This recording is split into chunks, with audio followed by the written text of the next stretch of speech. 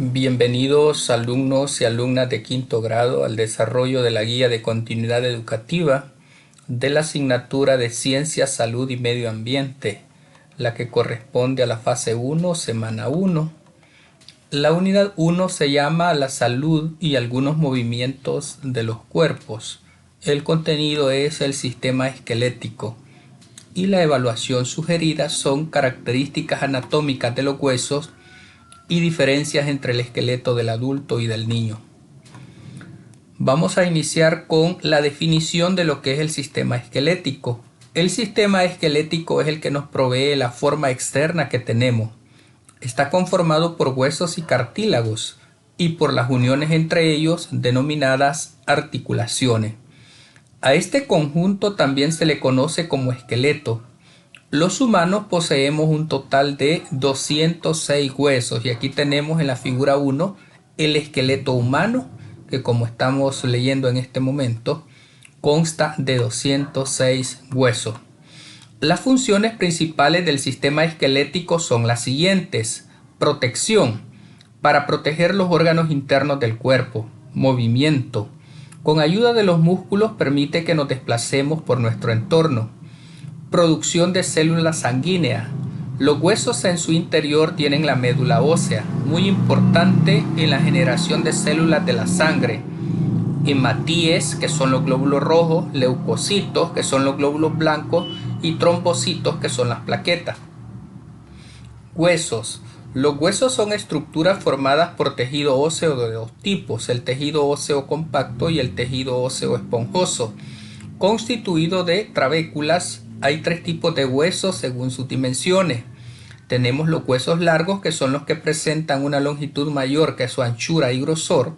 Los huesos largos poseen dos extremos llamados epífisis y una parte media llamada diáfisis y otra ubicada entre ambas denominada metáfisis.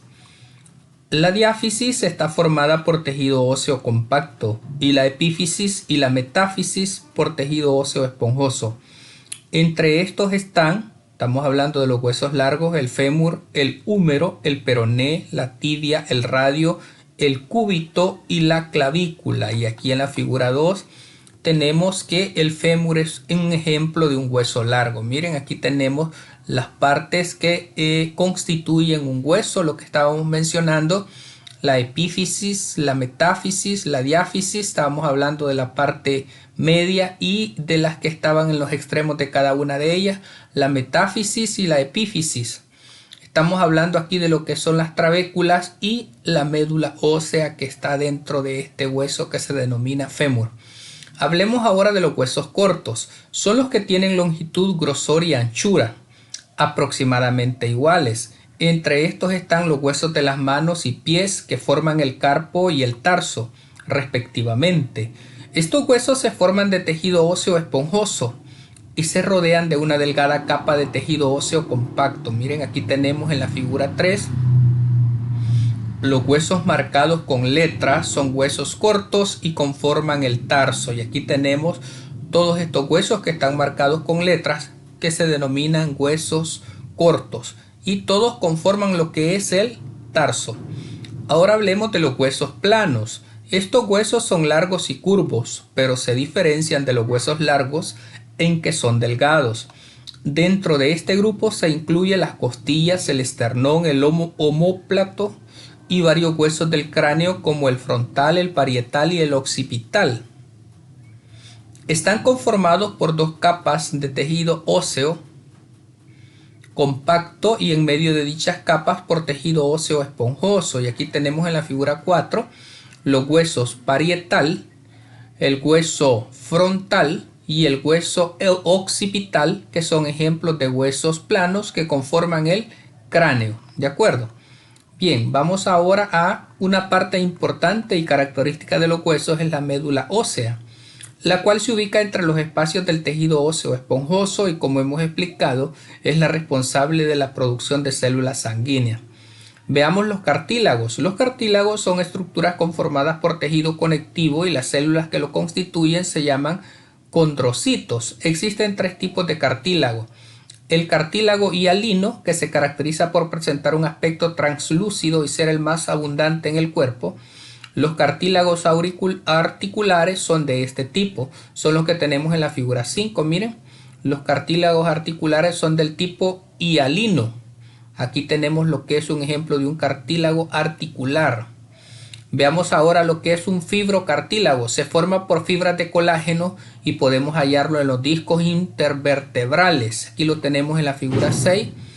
El fibrocartílago conforma a los discos intervertebrales. Y aquí tenemos el disco fibrocartílago y el cartílago articular. Miren, está dentro de lo que son las arterias. Luego tenemos lo que es el cartílago elástico. Se compone de fibras elásticas, forma parte de la oreja y de la laringe. Ese es el que tenemos en la figura 7. Imágenes microscópicas de fibras del cartílago elástico. ¿De acuerdo? Bien, vamos con las articulaciones. Son las uniones entre los huesos o entre el hueso y el cartílago. Según su conformación se dividen en articulaciones fibrosas, que son las que presentan nula movilidad entre los huesos que las conforman.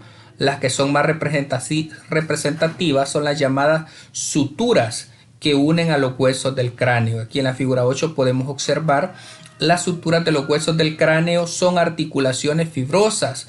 En lo marcado en rojo, que es esta parte que vemos acá, es apreciable la sutura coronal. Ahí tenemos lo que es la sutura coronal. Veamos ahora las articulaciones cartilaginosas. La movilidad entre los huesos de estas articulaciones es limitada. Por ejemplo, las uniones de las vértebras en la columna vertebral. En la figura 9, las articulaciones intervertebrales son articulaciones cartilaginosas, donde se nos dice que la movilidad en este tipo de articulaciones es limitada. ¿De acuerdo? Veamos las articulaciones sinoviales. Estas son articulaciones especiales para el movimiento. La movilidad entre los huesos de estas articulaciones es más o menos libre, permitiendo su desplazamiento o giro, como sucede con la articulación del hombro, de la rodilla o del codo. Y en este momento nosotros podemos determinar en la figura 10 lo que son las articulaciones sinoviales. Son las de mayor libertad de movimiento. Nosotros movemos nuestro hombro, movemos también lo que es la rodilla o el codo, y ahí estamos sintiendo lo que es el movimiento de una articulación sinovial. Todas las estructuras que hemos mencionado antes corresponden al esqueleto interno, también llamado endoesqueleto, desarrollado en los vertebrados, pero en los invertebrados el lugar donde se desarrolla el esqueleto puede ser diferente. El exoesqueleto o esqueleto externo es propio de los invertebrados, del grupo de los artrópodos. Entre estos están los insectos, arácnidos y crustáceos. Aunque si nos fijamos en ello, veremos que poseen un armazón fuerte en su exterior, como la armadura de soldados medievales. Y aquí tenemos en la figura 11, el escarabajo tiene un fuerte exoesqueleto que le hace parecer un soldado medieval. De acuerdo, la estructura externa que tiene un escarabajo es fuerte. Ahora vamos con el ponte a prueba. Pregunta 1. ¿Cuál hueso tiene epífisis y diáfisis? Estamos hablando del peroné. Pregunta 2. ¿Qué nombre recibe el tipo de articulaciones que nos permite emplear los huesos con las cuales nos movemos en nuestro entorno? Estamos hablando de la articulación sinovial, que es la última que estudiamos. ¿Cuáles son los tres tipos de estructuras principales del sistema esquelético? Estamos hablando de huesos, cartílagos y articulaciones. Pregunta 4. ¿Cómo se llama el esqueleto de los invertebrados? Decíamos que se llama exoesqueleto. Y la pregunta 5. ¿Cuál de las siguientes opciones es una función del sistema esquelético? Y una de ellas es la protección. Vamos a las tareas de la semana. Investiga las características anatómicas de los siguientes huesos: falanges, atlas, hueso nasal, radio y hueso púbico. A partir de toda la información que obtengas, completa la siguiente tabla.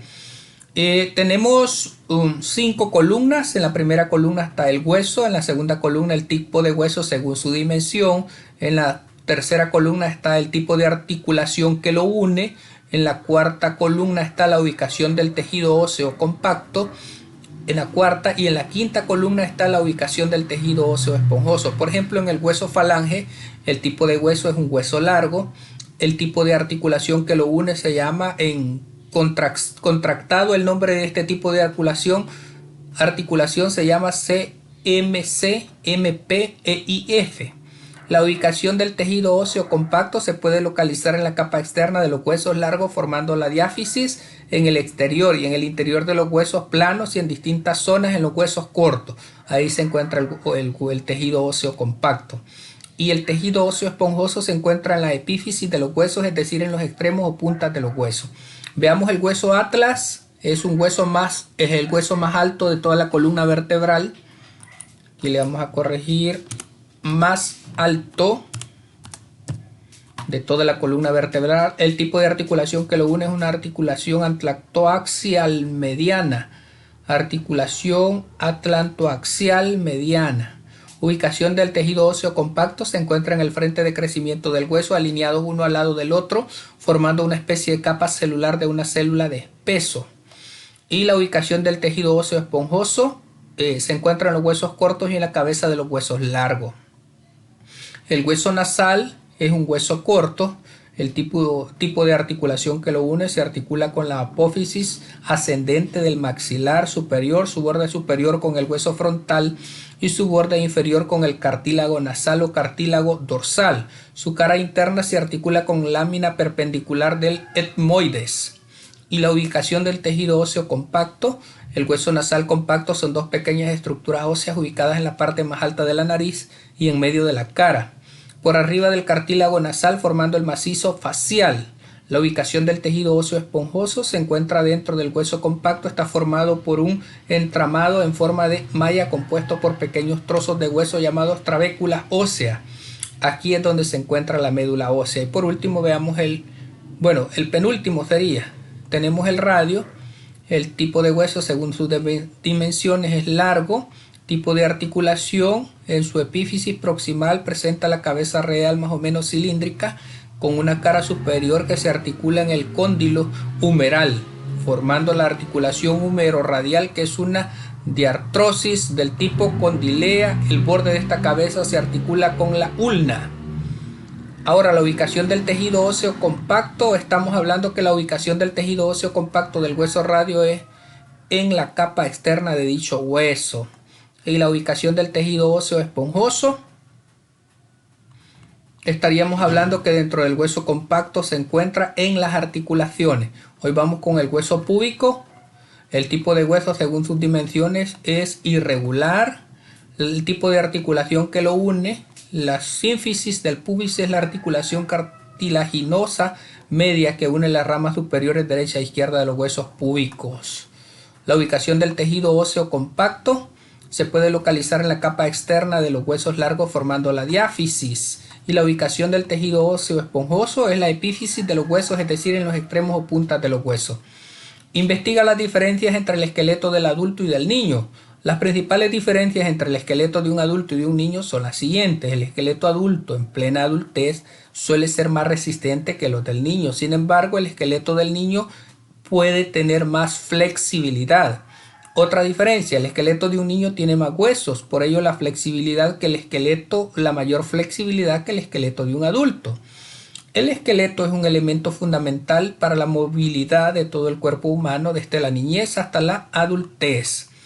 ¿De acuerdo? Y de ese modo, niños y niñas de quinto grado estaríamos completando el contenido que tiene que ver con el sistema esquelético. Así es que ha sido un gusto compartir con ustedes estas definiciones y responder estas preguntas. Muchas gracias, bendiciones a todos y todas.